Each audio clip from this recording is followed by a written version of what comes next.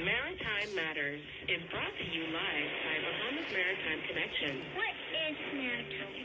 Maritime, simply put, relates to navigation or commerce on the high seas. Some say money makes the world go round. I say ships move the money that make the world move. Who navigates those large international ships? How often are international ships required to be surveyed and inspected? Maritime also protects our seas and waters by way of our local Bahamas Defense It is Force. very sad to say that out of 1,500 plus ships that are registered under the Bahamian flag, only a very small amount of Bahamians are employed. Maritime Matters.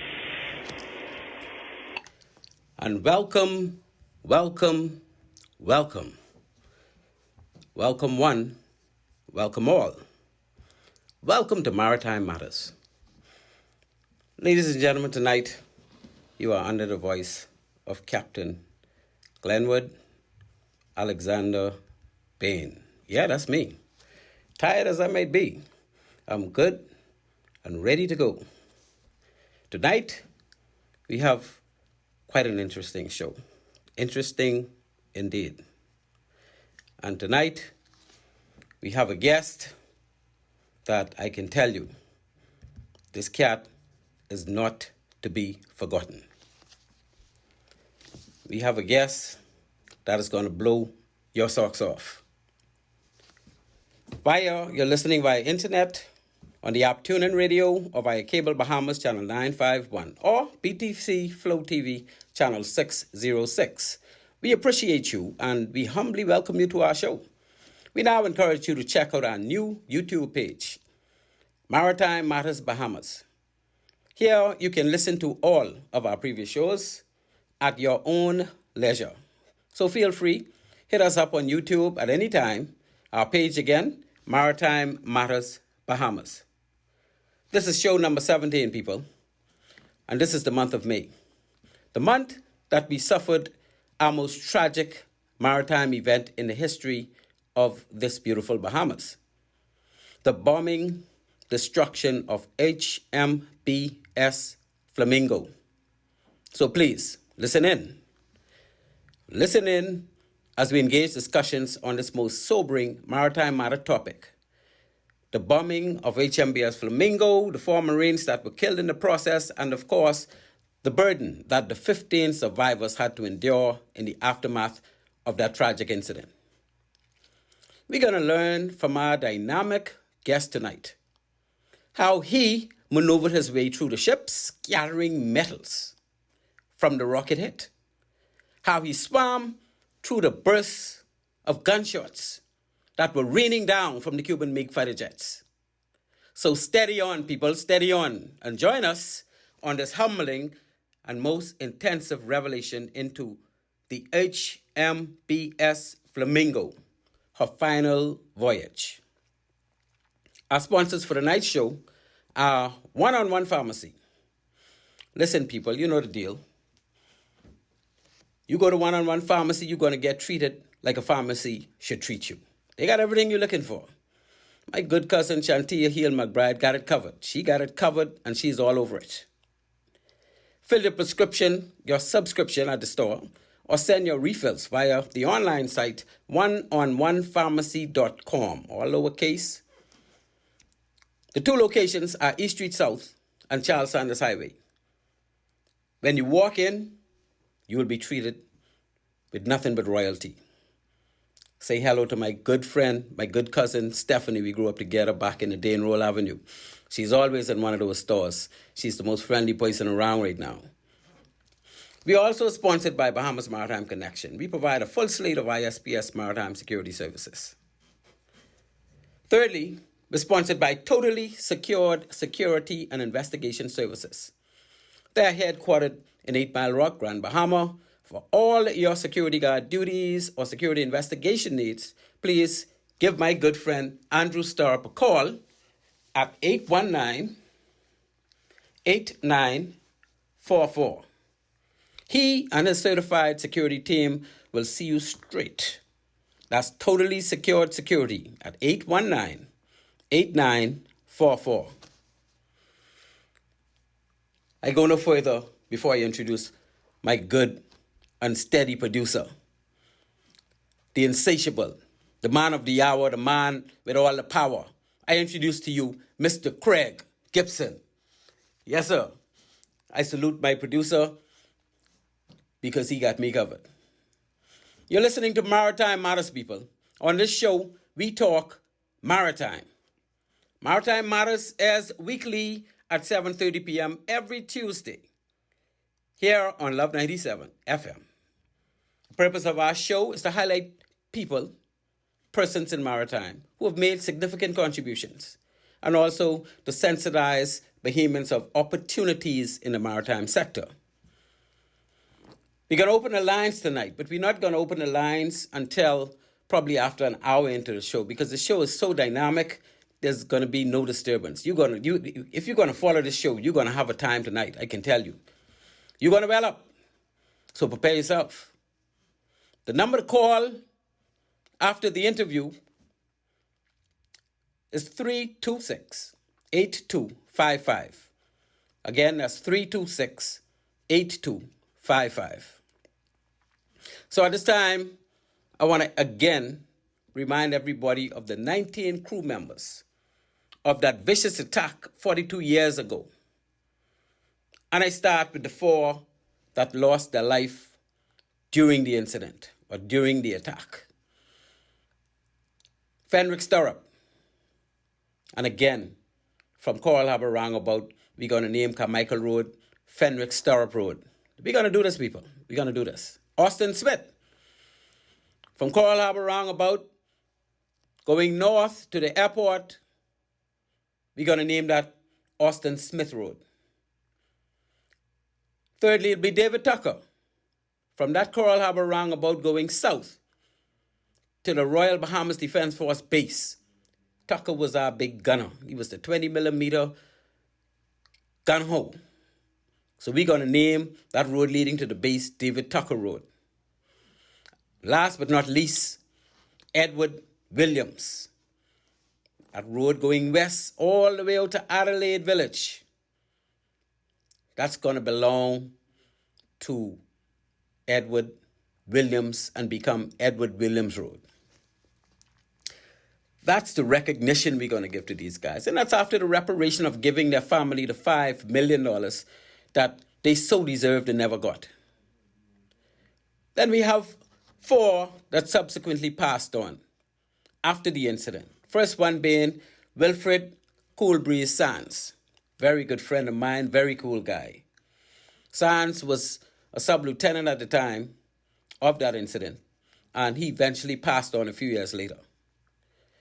He had his time struggling with that event, and he has a family, and his family should be getting the reparation of the $3 million that every single one of those 15 crew members should be getting very soon. Next year's a big year. We want that to happen before next year.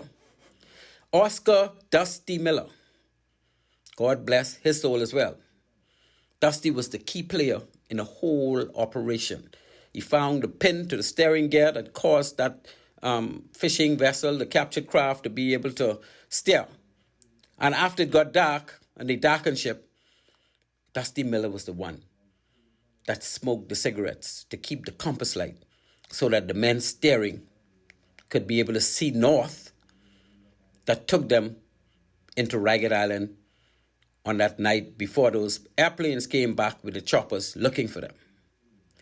Leopold Kirby, we call him Leo, very good friend of mine. We spent many years at sea, and never during all the time I knew Leo was one of the crew on board the sinking Flamingo after it got bombed and gunned.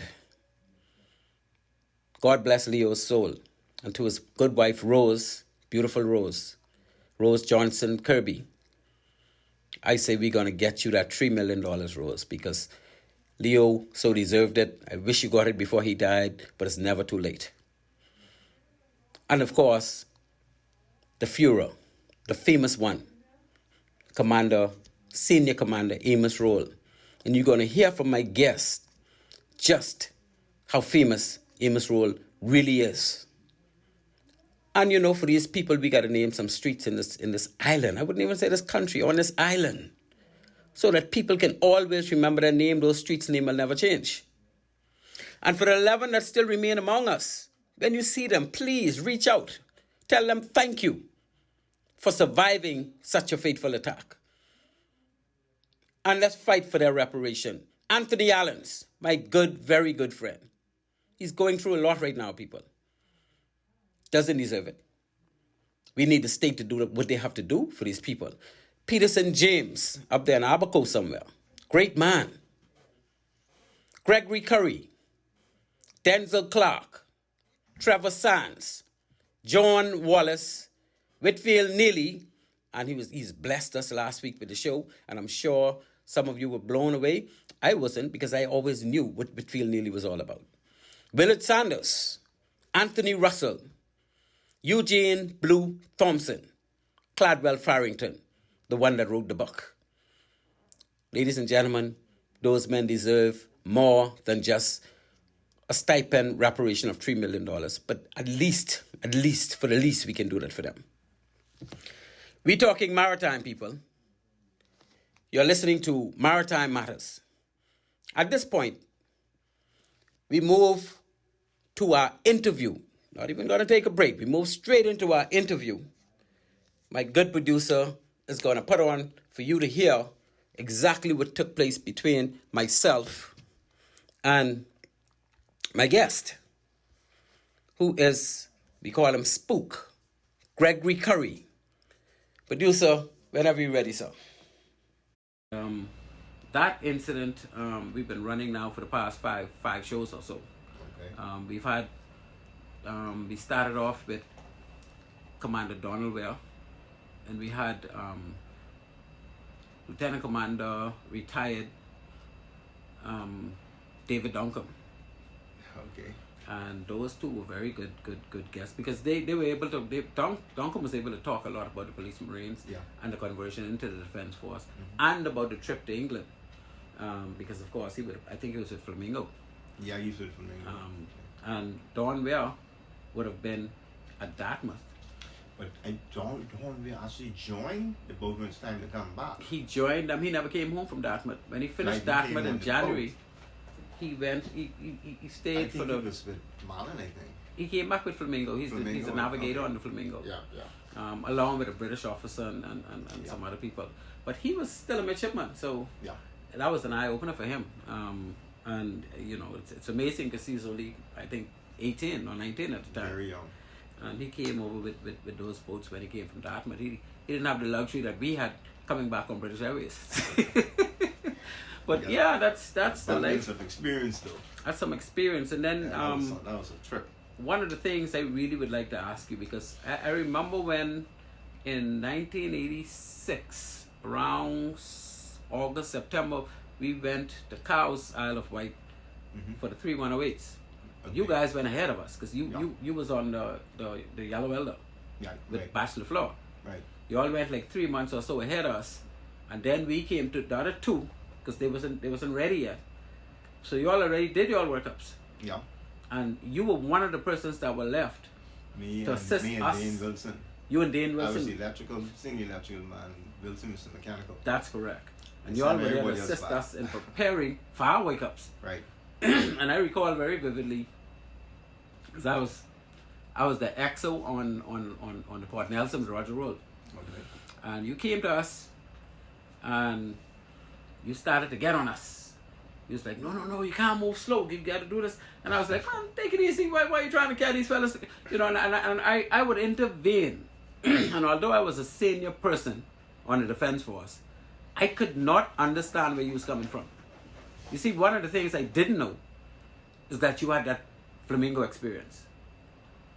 And the second thing I didn't know is that those wake-ups were so serious that when I got to Portland, I wanted to call you back and tell you, boy, I see what you were saying. Right? So let me apologize to you openly, to the world, that I was totally out of line. And, you know, in the defense force, it was always this officer reading tension. I mean, I never really buy into that, because, you know, I'm a person that sail most of the time. They used to call me Sea Dog, right? I sail on 60-footers, and I learned very early. When I was the navigator for Jackson Ritchie, I went to put some some seamen on charge because they were trying to get, well, they were getting out of hand, right? Okay. And I think they was testing me. That's come from Dartmouth. This Slave Roll Part 2 and Killer Sands and, you know, this young boy come around, you know, trying to push us around, you know. So I put them in charge. And Jackson Ritchie called me in the wardroom. He said, "Ben, you know, I see you putting these fellas on charge." I said, "Yes, sir. These guys are they totally out of order." So he told me, "Say, well, Ben, you know, you can put them on charge, but I just want to say to you, I wish you don't." All right? And he didn't tell me don't do it. Mm-hmm. He just saying to me, "I would hope that you don't do it, right? And if you want to push it, I'll push it through." Say, but I just want you to give them another chance. And he called them in and he caused them to apologize, and they did. And when we went to Action Station for that very first patrol, see, I didn't even go to see yet with these guys. Okay. Right? We go on Action Station. When I realized how serious that was, these fellas all drawing weapons. Because Perry Romo was he was keeping army at the time. He would issue the weapons, and they'd grab a GPMG and mount it on the bow, and one of them would go and they dealing with the GPMG, and then I had to get a boarding team. And these fellas were SMGs, and I got my pistol.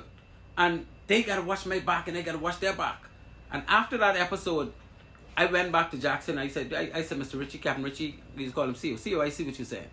Yeah, you really can't be putting these fellas on charge, because in situations when you need these guys, they probably wouldn't even have your back, right? You have So to be able to gel. you have to be able to gel, and I understand Commander Amos' role was the best in the business when it come to keeping his crew together. Yeah. He had the crew ticking. That's one of the problems we never really experienced. When it's time to sail, everybody was there. Nobody would miss it. Everybody Yeah. was there. It was like one or two of the other crafts where you gotta go look for someone to replace them and replace them. Everybody was there. Yeah. We never really had a problem with getting our members up. But when I came back, Commander Amos' role was, I think he was on his last 2 or 3 months. Yeah. No, actually he was already ashore, because I think LaFleur was in charge of the Marlin when I got back from Dartmouth. Okay. LaFleur was in charge of the Marlin, the Flamingo, sorry. Flamingo. No, the Marlin. The Flamingo was already gone when I got back. Okay, yeah, that's right. Yeah, this 1982. Yeah, I was on that boat. You was I was ashore. on the boat. I was on the boat for Marlin. Do you know that you realize that they took the whole crew and put them on Marlin? I was told that right after that trip, Yeah. they sent the whole crew back out to sea on the Marlin. On the Marlin. I don't understand why that happened. And we had in the same area. The same area, the same kind of. I say, what is this? It was well, in hindsight, I don't know what caused that, and I still trying to figure out why would they have done that. Yeah.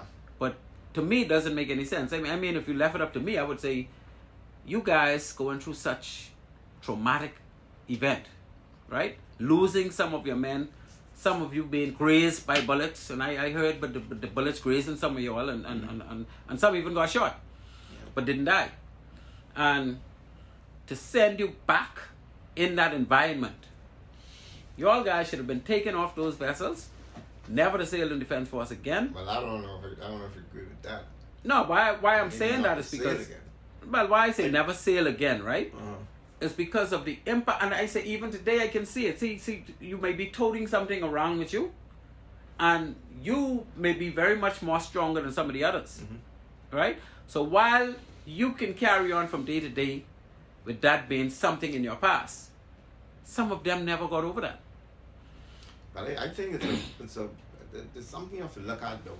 What would the other men, other sailors, and other guys think if you to take? Okay, they had not a little incident. They had an incident out there, Right. and you take the whole crew and what do you call them?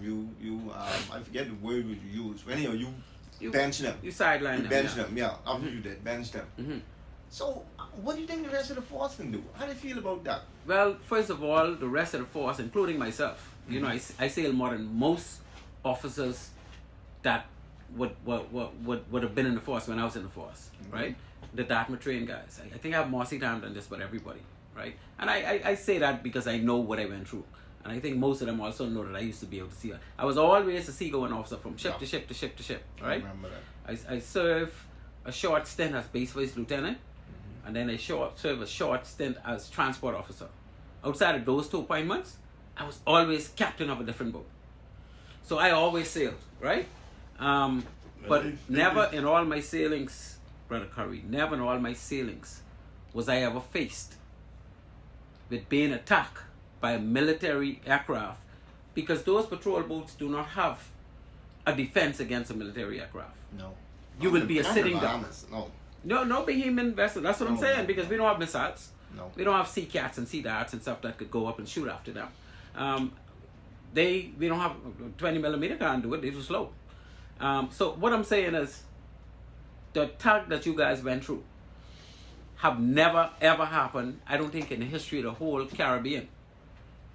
Right? Where you have a military power attacking a patrol boat that is not designed to deal with military. We were not even trained to fight a military situation.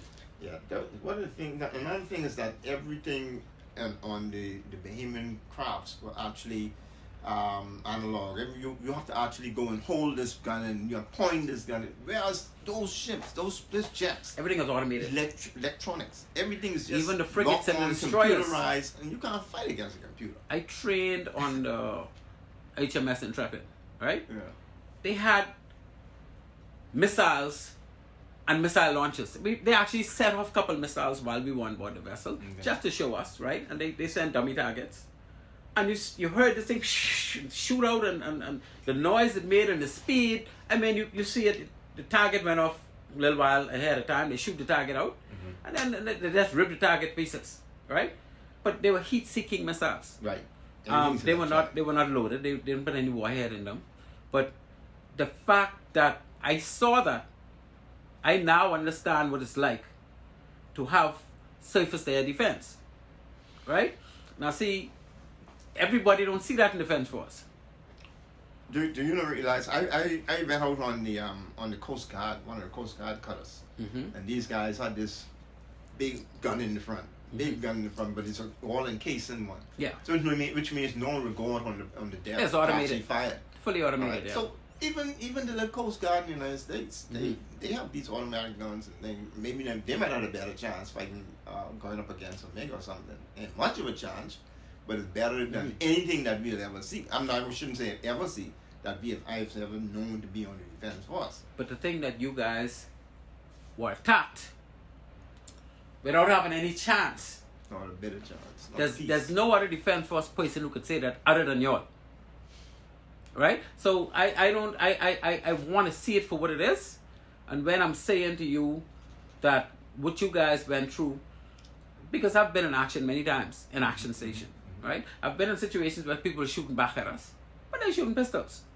Okay. Or shotgun. Right. And we could overpower them. And we did overpower them. Right. But you guys was not in that kind of situation. You was in a situation where you got something coming at you that you have absolutely no defense against, you have absolutely no training against. Right? And you can't be trained against that unless you have the equipment to go along with it. Right. So you was a sitting duck. And the only reason why all of y'all are not dead is because it wasn't intended for those MiGs to kill all of y'all. Because in my opinion, if they really wanted to, all y'all would have been dead. You're there in the air, they could see you all. There's no doubt about that. You know, not from what I remember. So yes, some people got killed incidentally, but I don't think it was the intent of the Cubans to.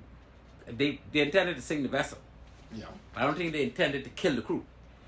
Now you might put a pause on that. Yeah. Because I don't know if nearly those actually spoke about what actually happened after the Flamingo was hit.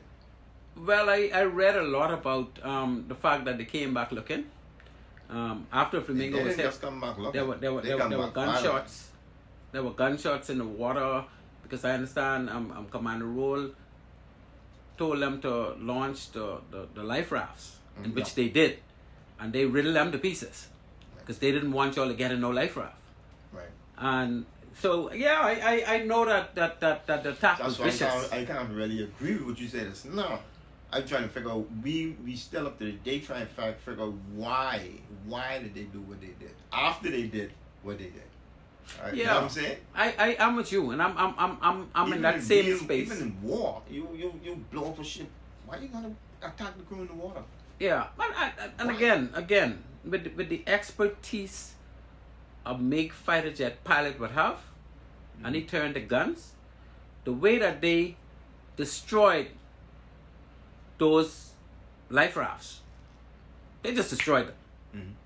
They could have destroyed people.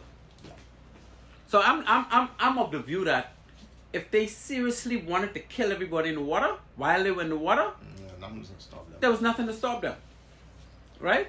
And even after you guys got on the fishing vessel, they would have known that you swam to the fishing vessel. They could have seen everything. Yeah. And the helicopter was there watching everything. And the helicopter, I understand, they could have turned the guns and do what they want to do. They could have taken their time and kill everybody, right? So my thing is, I'm not sure that they were after while men died and while other men got shot and while other men got grazed. I thought that was kind of incidental to sinking the ship and sending that message. Yeah, More so than trying to kill everybody. Yeah, I thought about it a lot myself. One of the things I thought to myself was that from what I've been hearing and what I know of, I feel as if the Cubans seem as if they were like flexing their muscles. And I agree with I'm that. saying? And that's what they were Who's in doing. charge of this part of the world, the Caribbean, and we are.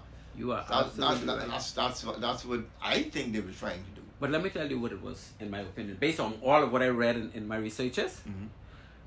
You got to remember that before the Marlin and Flamingo came, not many 60-footers went in that area, that far south, Yeah. right? We didn't have to go that far south to make arrests because they were all over the place. Yeah. So one time, I remember the very first time I was involved, and this was with Jackson Ritchie, in arresting a Cuban fishing vessel. They were by Orange Key. Now, you know, Orange Key right in the Bimini Chain. Yeah. So they were not even on the Key Sal banks. They crossed the Santorin Channel, came to Orange Key, and we arrested them right to the south of Orange Key. So Have you ever sailed with him, Joel? no, that's what I'm saying. When times I came back, he was no longer sailing. Okay. LaFleur had taken over from him. Okay. But we arrested a number of Cuban fishing boats. Yeah, they were. Plenty Cuban fishing. But you didn't have to go that far to get them, though. I know we were in that area before. Oh, okay, all right. Barker, Key Sal, and places like that. Oh yeah, Key always Sal used for to be in sure. the back. Key Yeah. Sal for sure. Yeah. And, speaking of Key Sal, I spent, we used to man that key. We took over from the police. One man at a time. And I was in charge of the key, and I used to walk around all the time. But in the night, you would actually, when it get really, really dark, you would see the whole coastline of Cuba light right up. Yes. I say, how did this On become- low tide, what you could see reason is that. this a Bahamian island? like a almost throw rock over in Cuba. You're right. Well, it's far closer And to it's very Cuba. scary. It's far frightening. closer to Cuba than it is to the Bahamas. Right? Far close. You can actually see Cuba light. You right can up. see the You light. can't hardly see them in the day, but in the night, You could ask the same question My about Bimini goodness. and Miami. yeah. you could see Yeah. you could see the skyline from the lights on a low tide. You could see the lights on a calm day from Miami if you stand up in Bimini. Yeah, and we were actually stationed on the keys for one of our. They told me one of our men go to make sure no one settled on the key. That's the whole All thing. right. And Key Sal And, was the most. It's supposed to be Bahamian island. Yeah. And just before it get dark, you see these destroyers just Moving it around. seems that they're moving around the island itself. Yeah. Every so and so hours, you see another one coming. What's going to stop them from chasing us off that island? No, they. If it was. They really wanted If it was that. not. If it was not for the fact that, if you look at the map of the Caribbean, the Bahamas in particular, you will see that belongs to the Bahamas based on the characteristics of the islands, right? They're all low-lying. They all have the same type of banks. And Key Sal Banks is one of our banks. Just like Columbus Banks is to the south of that's Key Santo Domingo and Key Verde and them. That's Columbus Banks. And the characteristics of those banks, and the Great Bahama Bank and the Little Bahama Bank, they're all identical. They're all basically the same thing, right? The characteristic of the island itself. If you look at Cuba, there's nowhere in Cuba they have anything like that. Cuba have islands to the south. They have islands to the south. Yes, it's nowhere in Cuba where they'll have an island looking anything like Key Sal. Right? The Bahamas, we have lots of them. So it's part of the Bahamas chain, although it's off a bit to the southwest. And Turks and Caicos Island would have been part of the Bahamas chain as well. But obviously they way off on a branch, and eventually they formed their own country and all the rest of that. Yeah. But we basically identical when you look at the characteristics of the physical layout of those places.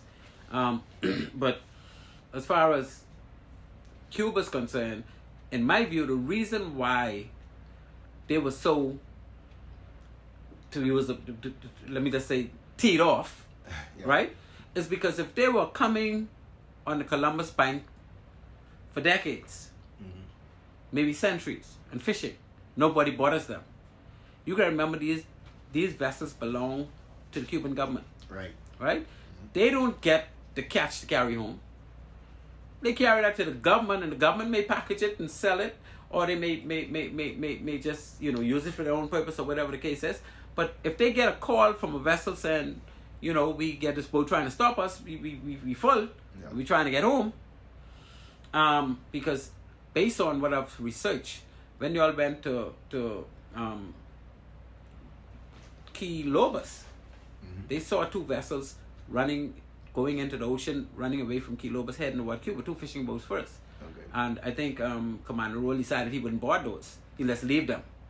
And he kept going because they were already, well on the way. Yeah. And when you reach Key Santo Domingo, these vessels were also heading away from Key Santo Domingo, or heading away from the Bahamas, going out of the Bahamas, right? So it appeared to me as though they were being informed by somebody doing surveillance that the patrol boat is coming your way. Everybody seemed to be fleeing. Because it's so unfortunate. I mean, it's so ironic that when you all get on the scene, they're on the way out. I mean, how long it take for them to fill those boats with fish? Probably 2-3 weeks. Yeah. So why all of a sudden, because you all come and they leave it? And in the evening time, so my thing is, they were probably informed, so they're communicating with somebody. Yeah, I had to be. And they communicate with somebody and say, look, these fellas trying to stop us, and we trying to get home. The Cuban officials hearing that say, no, who these fellas? No. Say, the boat name PO2, but, we ain't on nothing but this boat, yada, yada, yada. It looked like some defense force or the Bahamas authorities, but we on the way. So the message would probably be, look here, send some jets out to deal with that. They're not going to stop our men. And when they came out there, that's exactly based on what all took place. In my mind, I'm saying they were under instructions to come and get rid of that boat. We're trying to stop their fellas from bringing their fish home. They know they was not in the right. They know they were in the Bahamas. But they want their fish to come home. And because if they could come to Ragged Island later on and sit on the strip and demanding that we want our men to carry them home, they know Ragged Island is in Cuba. Yeah. So they were just adamant that because we small and, like you say, can't defend against them, they can come and take them. They can come and take what they want. Right. And that's what it was. Wow. That's what it was, in my opinion, based on all the research I did. That's what I conclude as far as the mentality of those Cubans surrounding the sinking of the Flamingo and the killing of those men and putting you all through all this trauma. Yeah, I had semi-communications with those guys too. I was the communication person in the bridge. Oh, all right. I think Cladwell was in the engine. Is it a radio room? Radio room. So but I was anytime you have action station. You close up on the bridge. I would go up on the bridge. Right. Before it cost two things. I could be the radio operator. I used to Cladwell. I was working with him. Yes. I used to be. That's what I used to do. You gotta maintain the radios anyhow. When he's taking his rest, I would be the radio operator. Okay. So I will be the radio operator upstairs, and I will be the technical man if anything go wrong at a crucial time. Yes. So I actually, the commodore, the captain itself, the MS Rule, actually asked me if I could try and communicate with these guys, not on the vessels, in the air. Right. Because we had a ship to Yeah, you radios, had the aircraft VHF radio radios. Because we always communicated with us, I had a lot of Cuban communication going on. Right. And of course I was speaking in English. Yeah, you don't and know. I had a clue what they were saying. Can't follow them. But he told me what to say and sent out information and all of that, and This would have been after you saw the mix. Yeah, this was after they fly across and they give like First a time. warning shot. Right. Red Cross Right. about. Right. And then he tell me Try to with these communicate guys with and them. Ask let them. them know you're the Bahamian Defense Force and la down all of that. And I talk and these guys, I can hear them communicating with one another. Yeah. On that frequency. They were talking in Spanish. But you can't tell me a military officer wouldn't hear. wouldn't hear. Cannot speak English. Yeah, most of them could speak They some gotta be able English. to speak English, man. They can speak You're some English. surrounded by English countries. America over there, Bahamas over here. Everybody's. And you're an officer, you have to know some kind of English. Some kind of English, yeah. I talk to them and I tell them who he was, and that's when the captain tell them to raise the flag and show him who he is. Put And up all the flags. we do everything in our powers to let them know who we were. We Bahamians. There's no excuse for what they did. I agree. Oh no, that's absolute. And they came here, as you know, afterwards, a couple of times, negotiating, trying to use all the excuses in the world, and at the end of the day, they decided, okay, we're wrong, we're gonna pay, and they paid. Yeah. Right? I don't think they paid enough, but they paid. So just by virtue of them paying, would have us understand that they concede that they were wrong. They know they were wrong. They know they were wrong. Yeah. And they were just teed off because we were stopping that fish from coming home. That's what caused all of that. For some reason, I don't think it's just about the fish, man. But they don't have any malice against our country that we know of. And the only thing that... Like I said, I strongly believe these guys were flexing their muscles. But because, back in those days, you had high tensions against America and Cuba and Russia. And they had this thing going on the missile crisis and all kinds of things. Yeah, going there on. was a lot of tension. I don't think it's just about fish. But you think I think that... they for some reason, I obviously think that something deeper than that. It can't just be about fish. Toward the Bahamas, though, you think? Well, the Bahamas just might be, what would you say? To blow the steam off. Right, so to speak. Yeah. All right, and they just happen to be in the wrong place at the wrong time. And plus, we stopping the people from bringing home the fish. You and this fish. No, but that's the thing. You got to remember, it was two different situations. First of all, it was key lobers. They were fishing in there, and they were carrying the fish home. Yeah, I understand. And then times we reached there. Government boat also. And it's a government boat. Yeah. But I can tell you of a situation, Brother Curry, and I don't even think I introduced you, well, I'll introduce you when the show starts. But I will tell you of a situation when I was a commanding officer and I came across some Cuban vessels in I think it was Anguilla Key area, right? Okay. On Key South. Took them in tow and we brought them in. It was 2. And when I got to the 1 mile marker off Coral Harbor base, I was given a priority message to release them. Release them after a day and a half having them. And telling the base told me to bring them in. But I think when our foreign affairs got engaged, they decided, well, it's best to just let them go. And then that's politics. I ain't getting in that, right? So they say, release them. Yeah. Well, of course, I go and get my little 1 or 2 fish because we had no more meat on the boat. And I released them.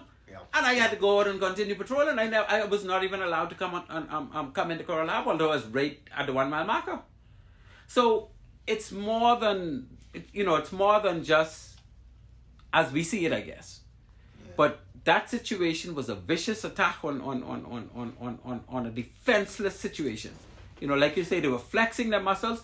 These fellas need to understand we could mash them up anytime. Don't be bothered with our people. Right. So like I said, and like you mentioned too, this is not the first time one of them was arrested. Oh no. It might have happened a many number of times, and then even so, they might have been fed up.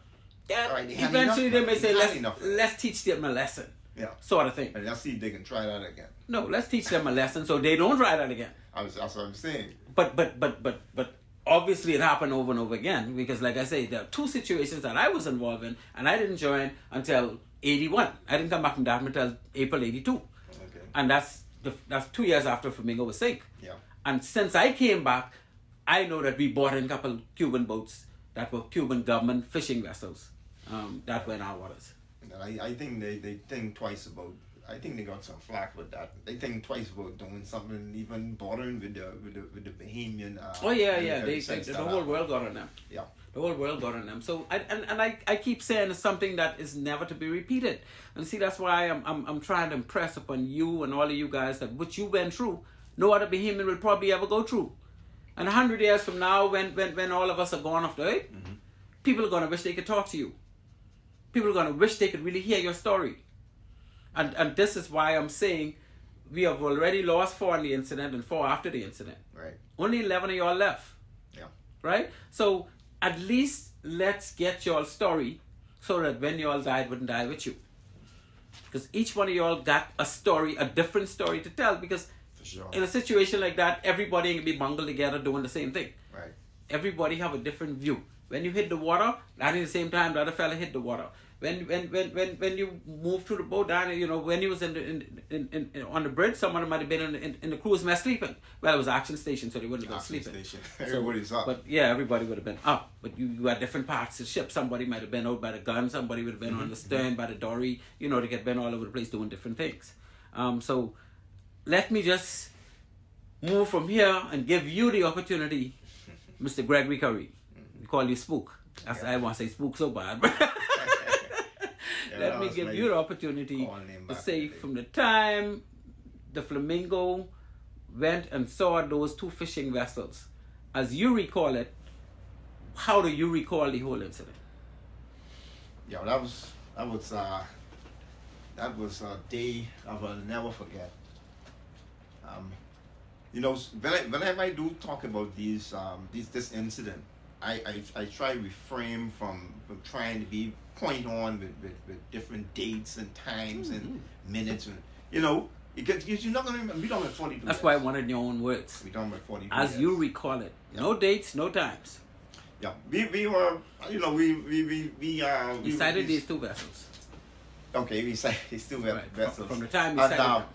we went to action stations. We had the call came over the radio system saying action station. Right.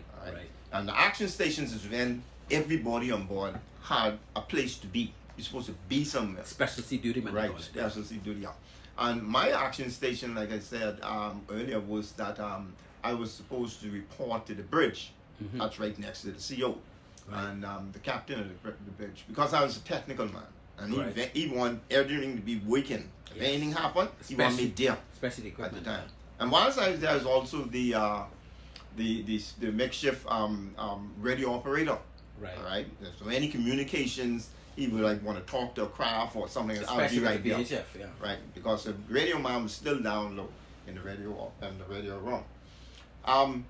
We saw these vessels and we give chase. We gave chase. And a number of things might have happened, but we gave chase. We eventually caught up with these guys, but of course these guys had no intentions of stopping. Wow. So we did fire a number of shots across their bow. Yeah, to get their attention. We tried to stop them. And I think eventually we had to actually hit one of them. Yeah, we actually had to hit one stop of it. them. Yeah, they eventually stopped, and the lead craft stopped also. All right. And we had the boarding party, the first boarding party number 1. They jumped overboard and they boarded the ship. And we eventually got the ships, and I think we tied them up. Right. We started to tow them in on one line. Everybody's towing. Right. And just before the action station happened, we was about to get ready to eat. I think we were just getting ready for supper. Yeah. And so after we put him in tow, then the chef went back to his station, and the cook went back to his station. He started making preparations to feed everybody. And I actually was me, and I can't remember what it was, but I did some rounds in the engine room, and I came up, and I sat right on the port side, right on the side of the engine room, and we were just talking, and we were waiting for our supper to come out.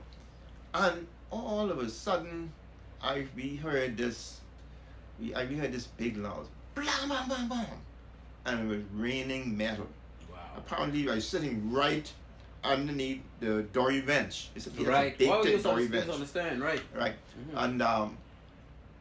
And this something hit the dory bench, and it was raining metal. So all I could do was metal started flying everywhere. All over. Put my hand on my head, and we just started ducking. See, what in the world going on? And I know something was happening. So my first move is to dash up into the bridge. That's where it's supposed to be.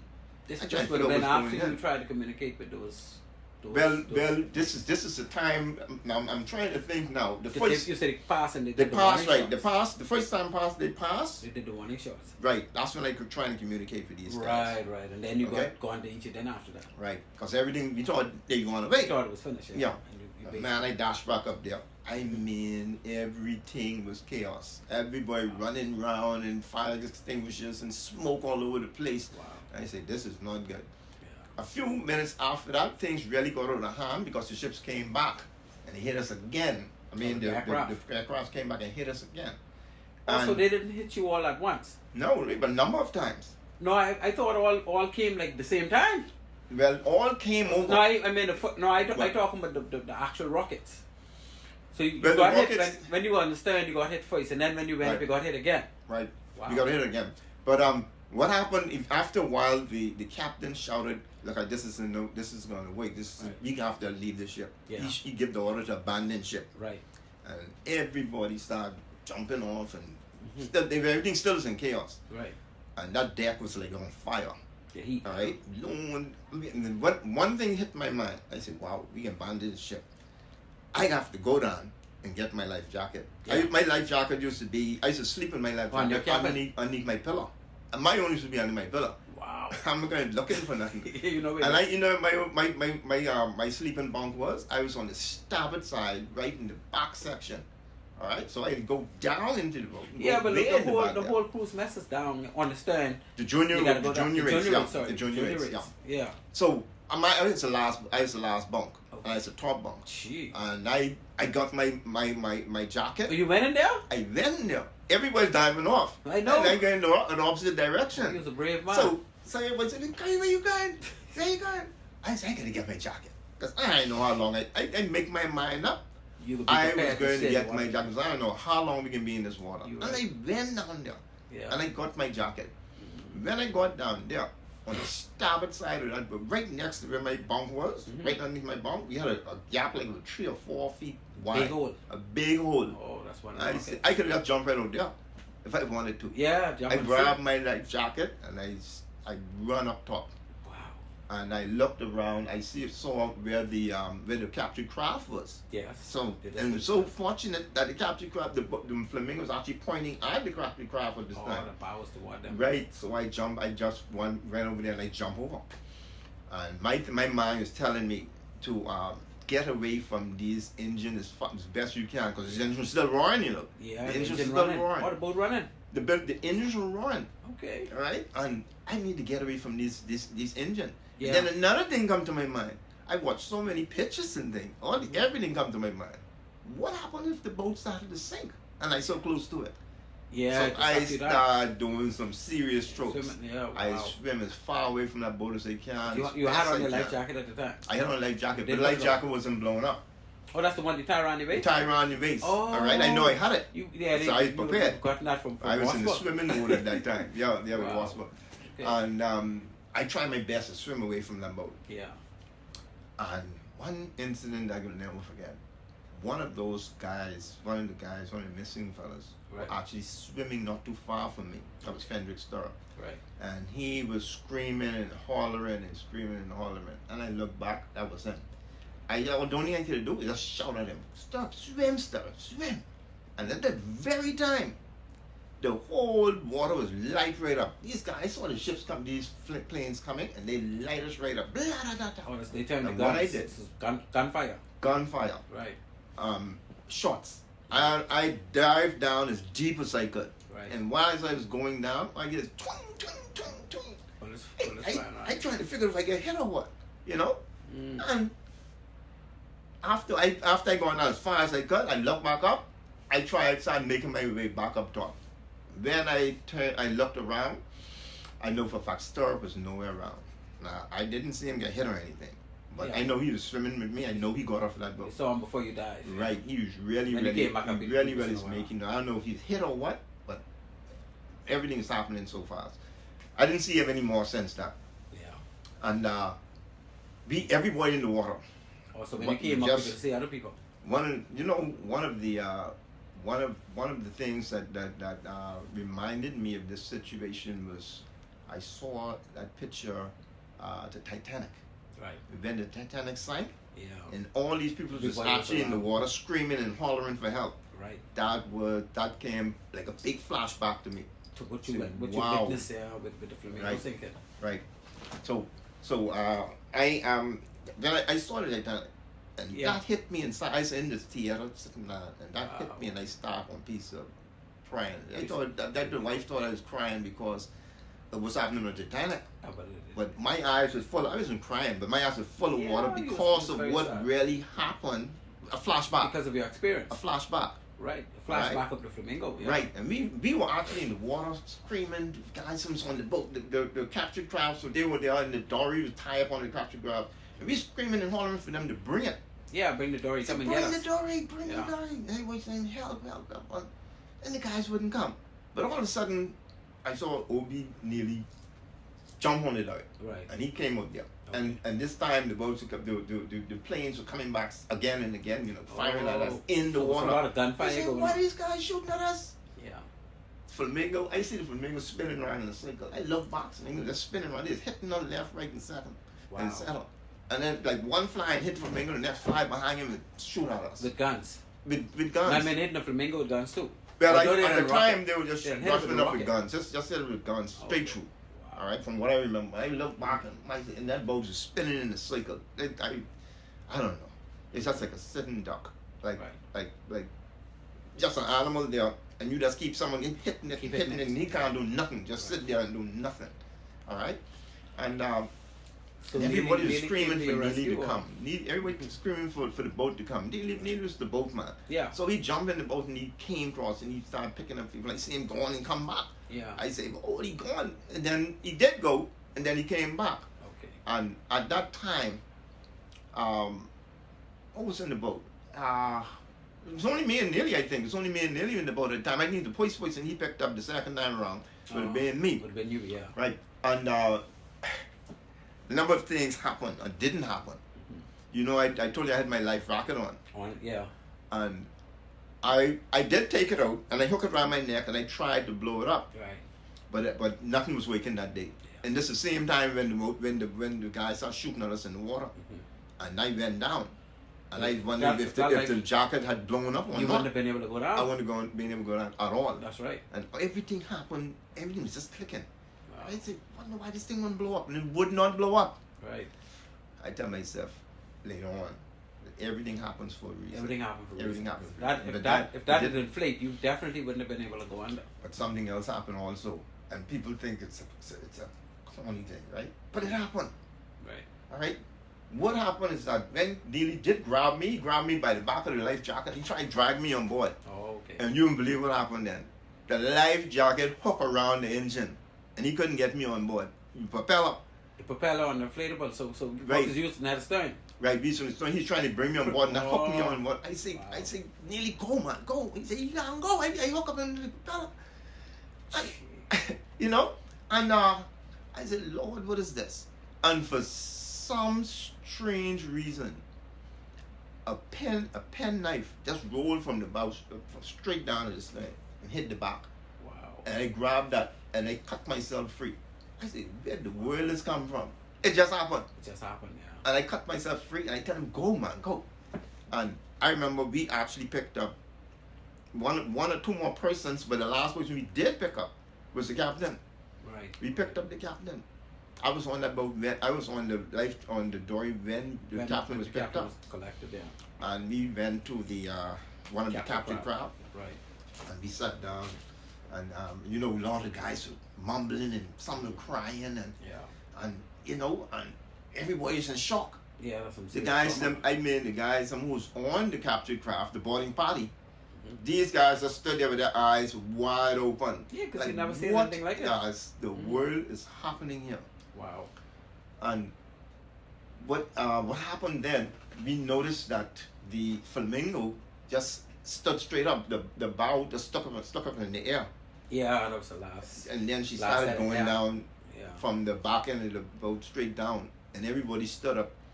and saluted the crafts going down.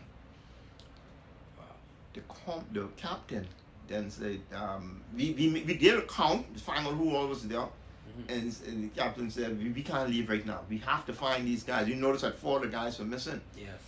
And we circle and we search, and always in that dory, and we search and we hang around, and I started thinking to myself, oh boy, we searching, these guys coming back. Yeah. And we still in this area searching. What's gonna happen to the rest of us now? Because we been there, I feel as if we've been there at least half hour, just 45 minutes just looking. But after what you described, see, I've never heard this version. See, that's why everybody can give their story. Yeah, I was on board. So based on what you told me just now, they were actually trying to kill you all. That's why I said I tell you I gotta read. See, I didn't know what you knew. Because, but now I have to retract because guys, based on what you experienced, they were basically they were firing at and you're us not in the the only water. person that I heard say they dive deep. Yeah. I heard other people tell me when they start firing, I dive deep. But you know, when I think about it later on, and I saw these bullets coming after me, I say, I was actually thinking, wait a minute, I dive in this deep if I could. If I get hit with one of these bullets, I'm not coming back up. You can't come. So, stay on top, you can't come back up. But my instinct was for me to dive. Yeah. All right. You follow the instincts. I don't know if to say that they mightn't see me or something, but it doesn't make no difference because they just covering the wall. And you on the surface, so blanket of bullets. Yeah, you want to get off the surface. Yeah, and my boy, that I did blow. I look around for him. He's nowhere to be found. Nowhere to be found. I could never forget that. I could swear that he was all those bullets were being riddled, and you dive, and they were all around him. They'd have been all around him more than likely. He would have been shot. I mean, there's a lot of people in the water, you know. A lot of guys were in the water. While they were doing that. When they were doing that. He's fluttering, calling for help, and these guys just fired us. That's when people tell me they didn't even want to destroy the boat and make sure, this and that. But, mister, these people were trying to kill every one of us in that water. Yeah, they were trying to kill you. I think the safest persons were the guys who wanted to capture the craft. Because they didn't even bother those guys on the captured craft. Well, that's what I don't know whether they thought that they were there, only the Cubans were there. I don't know why we think that, because we already arrested them. They don't want to kill the Cubans. That's what I'm saying. If all of you all got rid of Cubans, but then you would be safe because they know Cubans are on those boats. Right. I'm not sure if they realized the Defense Force officers were on that boat. Well, I'm sure they would have been able to see you all swim into the boat. Plus, that's the only thing we had left to swim to. Plus, the boat would have been boarded. And they seemed as if they were trying to stop us from getting on the boat. Wow. And when we got there, we did a head count. We did a search. The Flamingo went down. Yeah. The captain finally decided to head towards Ragged Island. Yeah. Right, that's the closest point. In his estimate, that's the closest point. And he gave us a course, and they decided to steer towards that, but it got extremely dark, and they made a decision not to turn on any lights. Because like I said, helicopters were now in the area. And the MiGs were not really there, but helicopters were there, these big searchlights and everything. Okay. But I think I heard you mention that the captain did the life buoys. They launched the life raft. But I don't know about that. I don't know if they launched life rafts. Let me say this, B. From my experience, from what I can remember, I don't know if they launched any of them. This might happen when he's getting your life jacket. Maybe. I said they might have launched what the research some is saying is that Amos Rose told them to launch life raft. And then somebody said the minute those life raft hit the waters, they were torn to pieces. The fellas that shot them up. But after Flamingo sank, we had a number of life rafts, After Flamingo sank, sure, a couple some of those life rafts actually popped up. They automatically. They designed to do that. Yeah. They popped up under pressure. Yes. And they ripped them up too. Right. Every one of them got ripped up. Yeah. Every one of them got ripped up. They didn't want y'all to know life rafts. No. And like you say, if they probably realized all of y'all got on that boat. Well, they came back looking for the boat that night, like you say. Yeah, but they came back with this, and we were just all out at 6 knots. You we had it right down, marsh right down. These were puttering. Dark and ship. And we had this guy. We had one guy from Ragged Island. I forget what his name was. This artist, and he draw a replica of what was explained to him about One of the Yes. men smoking a cigarette. Yes. And yes. when I see that picture, I was so amazed. I couldn't believe it. That's the exact thing what was happening. Yeah. Dusty was there. Oscar Miller was there with a cigarette, just pointing at the compass. So people and every see- time he see- take a see- swag, he take a suck. Yeah. The light, the little light from the cigarette will glow up, and the guys will know that they're on course. Mm-hmm. And that's how. And he, once he smoke about 2 or 3 packs of cigarette that day. Yeah, just to keep the course going. And that fella, he did that, and he was bareback, and just the picture itself. Yeah. That's The exactly. replica. It even looked like him. Yeah. Wow. And Yeah, but I think he Monroe, interviewed he's a Dusty. Monroe, I think. He's a Monroe. Yeah, and he did about 4 or 5 different pictures, right? But he had a lot of He pictures. interviewed quite a few of the men. And that every won interview he Flamingo. did, he did a picture of it. Right. Right. And he did some amazing things like these actual flamingos in the water, Yes. all shot up, all the wings are shot up, Right. and they were I saw actually that. grabbing the men, lifting them up Lifting by them the up, life yeah. jacket. And Trying to save the men. oh man, that bring tears to my eyes when I say that. Yeah. He went That was really deep. serious. Man. That was a serious Wow. exhibition. Yeah. Yeah, so he eventually ran up on Ragged Island, Mm-hmm. and we actually had 2 guys from Ragged Island on board, if I remember Yeah. correctly. Yeah. Leo and John. We had Wallace, yeah. Mm-hmm. And they tread through the bush, and he said, "Let's go in this direction." And They could tell y'all how. Yeah. Let's head you all to take the lead, and y'all let us know where to go. You go on. And that's Eventually that's got with into 15 town. men yeah. and eight prisoners. Yep, right there, they was in the middle. Yeah. I remember the guy. We did said that we did not really bother the fishermen, right? Right. But there was a guy who really ran out. I remember this. It was Sands. He was one of the boarding party guys. T. Sands. Yeah. Sands, yeah. Yeah. And he was mad. He was well. Then he calmed down. It's a good thing only him one was smart. And they calmed, and he's the one with the gun. Yeah. And he had but 2 weapons, SMG at the time. The ones who were on board the Right, craft. Yeah. because one of a couple of weapons we have, but nothing much. Yeah. And he's one of them, and they had to talk serious to him and say, "Calm yourself down. We can deal with this when we get to Ragged Island." Yeah. And he was mad, man. Yeah, man. But we got through. We got there, and he we bring our prisoners in tow, and we eventually got in contact with Nassau, but we never did got the message out. According to I read Cladwell's book, and he spoke about the fact what is happening in the engine room. I mean, in the radio room. At the time. Yeah, that's what he And experienced. these guys, I don't know how he escaped. I asked him how he got from underneath all those radios falling on top of him. They had like the galley was on top. Yeah. And the radio room was directly underneath the galley. I know. And they put a missile directly through the galley, straight into the radio room. Yeah. And he talked about radios flying and things. Yeah. I didn't know his experience. Yeah. I never heard about his experience, but I read about it. Yeah. And I Well, say, wow. when I interviewed him, he went into the details of all that. Yeah. But I read his book first as well. So Yeah, that everybody got a story, and you know, unless we get those stories out, because what the things you just revealed to me, But I have not heard before. You know something else that happened that I didn't. I must have lost it, or not necessarily lost it. My instinct kicked in, my training kicked in, and I actually before I went for my life jacket, and when they initially hit, I actually dashed into the engine room with a fire extinguisher. I didn't know the depth of this, what was going on.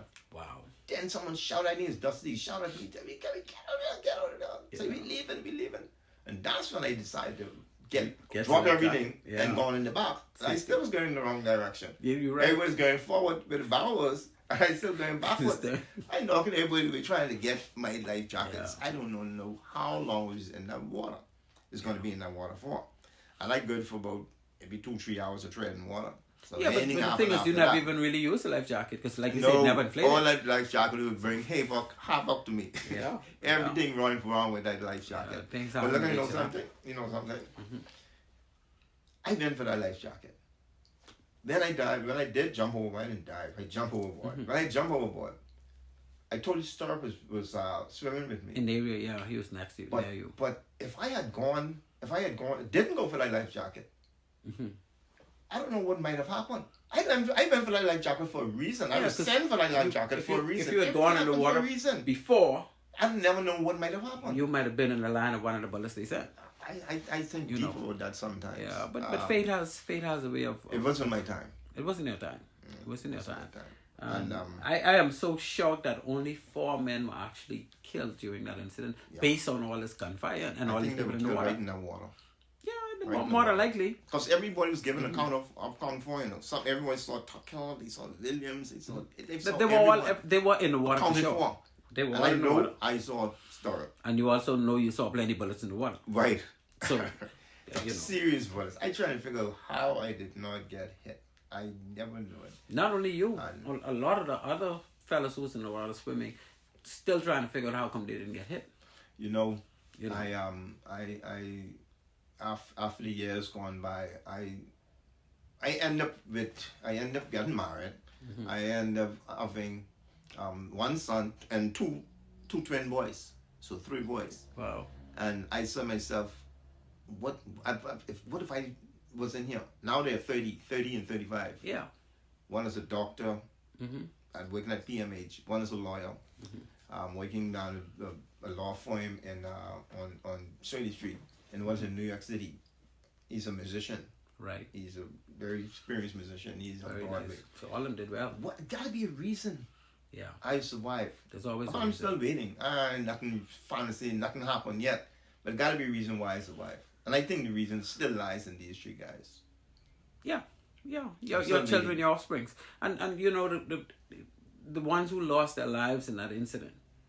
You know, and people don't understand that when somebody loses their life, there's no hope. There's nothing. Right? I understand one of them did have 2 kids. Well, I know Stirrup had a daughter born that same year. One of them, or either one of them had 2 kids, or 2 of them had 1 kid each. And because they were on talk shows as well. Okay. And I want to find them someday, because somebody told me. I think Williams' daughter born that same year. Okay, Williams probably one of them. That same year, child, 1980.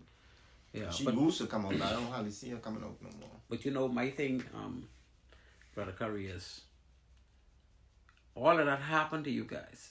Didn't have a fighting chance. And you got nothing for it. You were there working for the state. Right? You trained to patrol. You're doing what you're supposed to do. You're arresting the poachers. Because that's what they were, poachers. Yeah. And in doing so, you were attacked by a military might that you had no defense against. Right? And like I was telling you, for that alone, there should be reparations paid. Because nobody in this country have ever faced that. Nobody in this country probably would ever face something like that.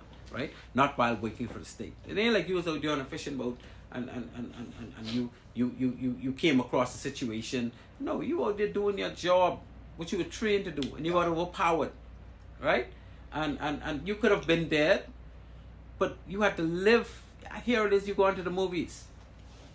And you welled up in the movies because you remember just by being, you can't even live a normal life. Serious flashback. Right? You can't even live a normal life. And we have situations where some of those same persons, those 15 that survived, are ailing. And they don't even have insurance to pay for the ailments. Yeah. They're struggling along to try and pay medical bills because they were not kept insured. They were not given any reparations. They just have to live with it. I watch people, and I say some of those guys, you know, I don't want to call the names, but some of those guys sailed with me, and I didn't even know until later that these fellas were actually on that Flamingo when that happened. You know, because I would look at them differently, knowing that they went through that. Maybe they might want to look at them differently. You know, Maybe. Because But I would look at them with a little more respect. Mind you, I respect all my crew, and anybody who works with me could tell you, yeah, man, being he's fairly, he respect goes 2 ways, right? But you know,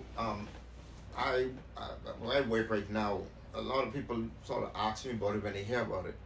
But I don't really go around talking about it. No. But someone asks me, I don't mind sharing. Yeah. All right, But you're not going to throw it out But there. no, those guys been through school with me and then through the whole program and never knew didn't know I was a defense force officer. Right. I talk about it, But my they didn't know you. experience, and but they never know I was in this situation. Well, you and Obi, I could tell you based on everybody I spoke with so far, and I've spoken to quite a few, I think that you all warrant better than anybody else. I mean, you were able to sustain yourself and live as normal a life, even in the midst of all that trauma, and you would be carrying that with you, but you managed it well. Yeah, I see one of my guys, before he died, really had a bad time, had a hard time dealing with this. Yeah. Even up to the last 5 years ago. Absolutely. He really had a bad time. Absolutely. And it really, he started doing certain things that, but he was the normal person that he would have been otherwise. No. And so when you all came back to Nassau, I think the DC3 brought all back.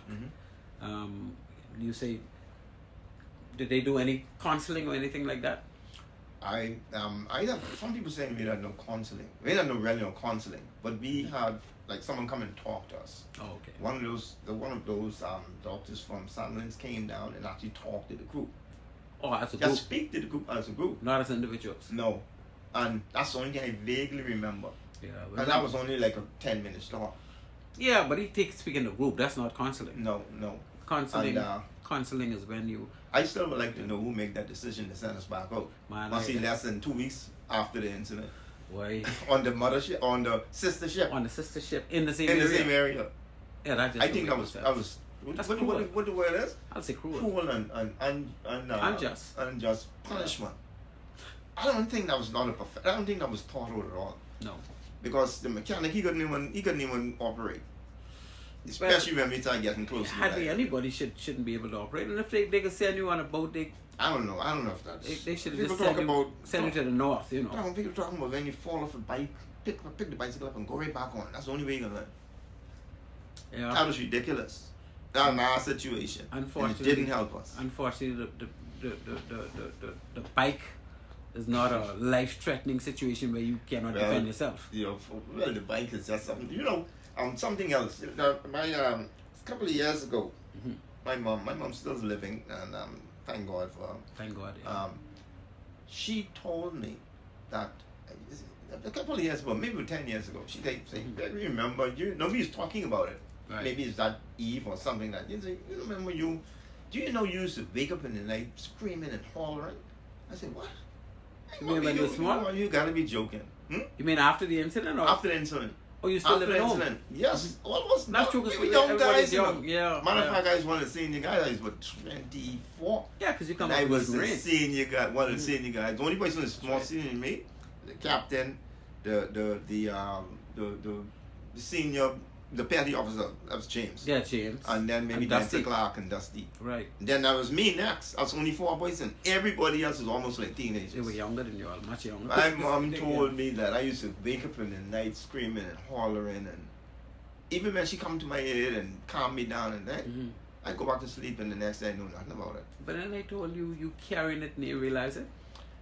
You see, I said, "Mom, you're talking foolishness." I can't remember that. There's a thing called mind over matter, And your mind is so strong. Some people, I run marathons. Yeah. And some people, their mind is telling them they could do it. And they run themselves to death. While they're trying to do immaculate time in the marathon, or PR as we call it, your personal record, your personal best. They actually force themselves to keep running, and some of them drop down dead while they're running. But that's how powerful the mind is. Yes. I have to tell myself that every day, every single day. Yeah, the mind is a powerful thing. My mind telling me that I'm still 35. Yeah. And when I start doing things, I pop this, I pull that. Yeah, exactly. Goodness, I forget I'm 60 plus. The mind is stronger than the body. And I don't feel it. No. I don't feel it in my body. But my body keeps reminding me, hold on, buddy. Yeah. You're 60 plus, right? Yeah, you don't have gristle anymore. Now you have bones. That's a serious thing. Yeah, you have bones. The bristles are all everything on me is be eaten after a while. Yeah, but I still think I could go there and play basketball, play softball, and slide and do. I said, let me stop before I hurt myself. Point me again. I just can't realize how well I am. Because you did play softball in the floaters, eh? I had my own team, the Cannons. You know the Cannons? Oh, you started the Cannons? Yes, I was the captain of the Cannons. You and Eugene That was the manager. I was the coach. I used to do every day. Okay. He gonna write the lineup. He know nobody, He's still writing the lineup. Yeah, he writing the lineup. We had made a blown fight over that. Yeah, but it's active. You need to be active, and that's very good. But you also got to remember, like you say, we aging now. I turned 60 last week. So. My body keep reminding me that. I just wake up this morning, and I keep forgetting that I'm wondering why I hating all over. You push yourself a little much. Yeah. My wife look at me and say, Gregory, please. Catch myself. Yeah. So as we wrap up, Gregory, anybody you'd like to say hello to? Any what you want to leave us with? Well, like I said, my mom is still out there, and thank God. And, where you from though? Which island your people from? My mom actually born in Bimini, but her really? family is from Ragged Island. She was a Monroe. Monroe. She was Ragged a Monroe. Island. Yeah, she was her daddy was a Monroe. Okay. And your dad? my dad is a Nassau guy. Oh, okay. My dad was Nassau. So they say no one from Nassau, man. Ain't no one from Nassau. My daddy from Nassau. From Nassau. We got people from it. Yeah. I don't know why from Nassau. He born in Nassau, so that's why you And his daddy was born in Nassau. Oh wow, yeah, that's Nassau. That's a Nassau, man. Nassau curry. They were Nassau people back in the day. Okay. All right. And I like to say give a shout out to her. Yes. And my sisters and thing. My sister Gain, I don't know if you know her. She just came back to live in Nassau. She spent many years with the United Nations. Oh, She really? represented the Caribbean in the United Nations for many years. Oh, wow. And now she's back home with us. That's fantastic. Yeah, And I know your brother was with Foreign Affairs for a long time. Yeah. He was at foreign affairs. Oh, yeah. I think Good friend of mine. You don't look so much alike when I say you know, it's my younger sister. I don't know any of your The sisters. same young lady. Okay. You see her. I think we twins. Oh, y'all look very much alike too. Okay, I know. I only know your brother because when I was in the government, when I went to work at the port department, he and I ended up in some meetings. Yeah. When things came up and I had to let him know. He was on the defense force, so me knew each other. And he's a very nice guy. He and I got along very well. Yeah. Yeah. Well, thank you very much for blessing our show, Maritime Matters. And my mission is to fight for reparations, not only for the Flamingo incident, but also for every policeman that is shot while he's in the line of his duty, and killed. I mean, what happens to his family? Why would he risk his life and his family is not being compensated if he dies while he's trying to save somebody else's life or while he's trying to get the bad guys? A bank is being in the process of being robbed, the police pull up. The gunners, although they end up getting killed, 1 or 2 police got shot, 1 died. What happens to him? What happens to his family? What happens to his children? Yeah. These are things that we got to look at, and so that's why we got to keep this fight going. Yeah. Our treasury needs to take care of its own. We work for the state, and while you're working for the state, if you lose your life, the state should have coverage. They should have, even if it comes straight out of the treasury, at least, and I'm saying at least $3 million for you guys who went through what you went through. All right? At least $1 million for anybody who lost their life while in the line of that duty because they was doing that duty. Over the years, some of the guys stopped coming up. We have a memorial every year. The states will never forget. Right. And that's one thing I'm proud of the Defense Force, but they never forgot. Oh, yeah. And they keep that up. And they have a memorial every single year. Okay? But the guys now, the surviving crew, are sort of fading off. They're stepping back. They're not coming because they're saying that they feel as if they were just like used and they were not all treated, sorts of things. They're using them. Well, I wouldn't say it's a mockery, but they're putting them out front there. But I mean, yes, you put me out front there. Some of them are really you gave me no reparation. I had to fight with this thing all these years. I'm still fighting with it. I mean, what this is it? You just gonna recognize me? Yeah. One of the things I saw a questionnaire. I saw a questionnaire, and one of the things that popped out of me is what do you think should happen to the survivors, right? And even the families of the guys who died since that. Yes. And one of the things I noticed through the years is when we issue like national heroes. What exactly is a national hero? They are the national heroes. Not the guy who actually was voted in to the House of Assembly and eventually become a national hero. Now, don't get me mixed up now. I know we had some serious national heroes. We had some in politics. In politics. Yeah, but what is a national hero? What is a national hero? If the men from the Flamingo to men who give their lives and the guys who were willing to give their lives that day. No, not only willing to give their life, you suffered For their country. It's For their country. But you suffered in the process. You didn't only, Okay, you know. that part of it comes with the territory, maybe. Yeah. But I'm saying these guys were willing to put their lives on the line for their country. Yeah.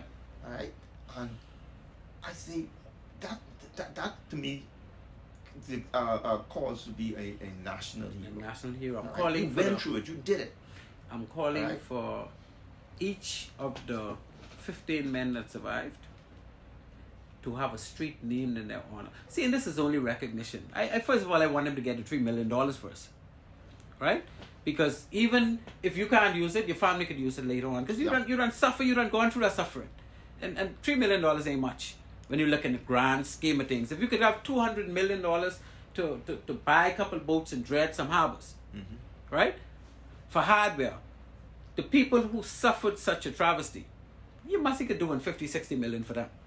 You know, the fellas who died, I'm saying $5 million. Nobody else is going to ever get killed under those circumstances in this country. Nobody have before been killed under those circumstances while serving their country. Yeah, man. Let's give some reparation. I hope in my lifetime never to see something like that happen to the Defense Force again. No. But I don't think Cuba will make such a mistake. I don't think Cuba will make whole. such a mistake again. Because it wasn't us. It was them that made a mistake. Yeah. I don't imagine they would ever, not in this day and time, make a mistake like that again with any country. Yeah. But again, you know, I thank you for coming on the show, and we're going to continue to fight the good fight. Sure. And I'm so happy that you was able to move on with your life. And I know you're an instructor at BTVI and in charge of the electrical department, and that's a lot after going through something like this and working on Defense Force all them years and all the rest of it, and he's still looking very good. So I love teaching, and that's really relaxes me. Yeah, well, that's and very especially it's the benefits and the outcome of the students. Man, I love it. Yeah. Well, okay. Thank you for that information, sir. Yes, sir. And you continue to do well in your training, in your teaching, and your family life. Yes. And congratulations on those 3 sons. You did a very good job with them. I'm still waiting to see what's going to happen. Well, something happened, man. It happened already, and some other things are going to happen. Yeah, but because like you say, you know, these things are not only incidental.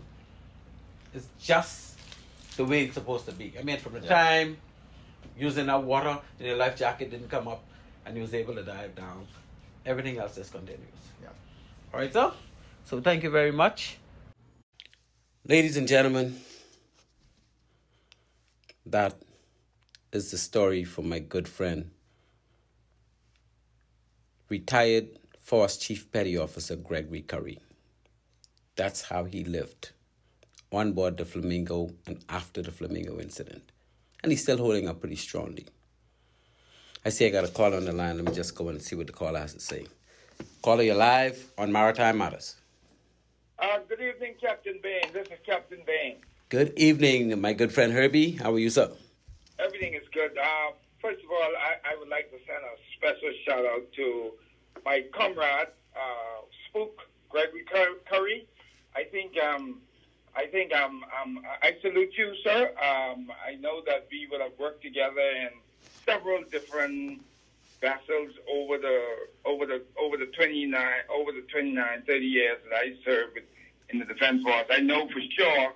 I think when I first came back from England, you were on Marlin. I was stationed on the Marlin, and and then I think we made a few trips when I was on Montague and probably Phoenix. I'm not sure, but I salute you and I thank you for your service and for the bravery that you guys will have shown in the face of that adversity that will forever be etched in our history. Glenn, I think I side with Spook in that I believe that the Cuban, it wasn't, I don't think it was about the fish. I think it was all about flexing muscle. Because I too, when I was on Montague, I was buzzed at some point by Cuban main fighters. And you know, when you only know you're buzzed because when you hear the sound, the aircraft is probably a couple miles ahead of you. and yeah, that was a harrowing experience, and I had a similar type of experience with in that sense, right? But I think we from a BDF perspective, from all Bahamian perspective, I think we owe a debt of gratitude to all those guys who fallen and who's still around to commemorate and to pay homage to the service that they will have rendered. And so I fully support the whole concept of the road naming and everything else that you would have laid out this evening. And I think really and truly when it comes to sending the crew back out to sea, I think that was just simply old school and probably a bad choice that they made, because the counseling and everything else should have come before sending those guys back out to sea. But I again, Spook, you and I are on the same page. You can't hang up your glove or play dead. You got to get back out. You get it back up on the horse. And so, but I thank you guys. I thank you for your service and for everything that you have done in support of this grateful nation. Yeah, Herbie, that's very good. But let me just hear from you. You are one single only caller we're going to have tonight, because obviously the time is gone. But although the time is gone, I just want to, what do you say, reference the $3 million reparation for those guys who are still around, and the $5 million reparations for the 4 who lost their life during the incident? But Glenn, I really and truly, to be honest, right? I think that if I could have given more, I would have given more. It's according to what the country really and truly can afford. I know that we always say, well, we can afford whatever the government willing to spend. And so I personally believe that they deserve it. The $3 million is, they deserve it. And if they can't give $3 million, give $1 million. If you can't give $1 million, give $750,000. Whatever the case may be. But you got to be, I think you need to be fair with those families and with those guys who would have made the ultimate sacrifice in particular, and suffered over those years, living with the memory and the mental trauma associated with that event. I think we should do something, whether or not it's 3 or 5 or whatever the case may be. I'm not sure. It's all up to what I think the country can afford, and I've heard in many quarters, a lot of people say, well, the country broke. We don't have no money. I don't know. Yeah, we always broke, but we never as broke as Jamaica. We never as broke as other countries, Trinidad, all the other countries in the Caribbean. So we always got more money than them, and they do things such as reparations. So we need to do the reparations and get it over and done with. And people are faced with this thing every day, putting their life on the line for the state, but there's no backup in case they lose their life. We can't be living like this. We got to do something about this, AB. Anyway, you get taken up all of my time. Thank you very much. Very good call. I had to muscle my way in on this call because you tried to deliberately leave me out. Yes, sir. Very good. Appreciate you, my friend. And thank you for calling Maritime Matters. And have a wonderful evening, my brother. Yeah, but he's not in studio. He's at work. But I would relay that message, my friend. Indeed. Yeah. So, ladies and gentlemen, there you have it. You have the great Gregory Curry with a story that is so detailed that I feel it every time. And I'm sure you can feel it. And yes, something have to be done. We've got some gents that I spoke with. They really can't even come and give a contribution because of how hurt they are and how they keep having repetitive feeling over this issue. We have to do some reparation, people. We have to do some reparation. So, with that being said, I say good night, Bahamas. Good night to the radio waves in Radio Land. Maritime Matters out.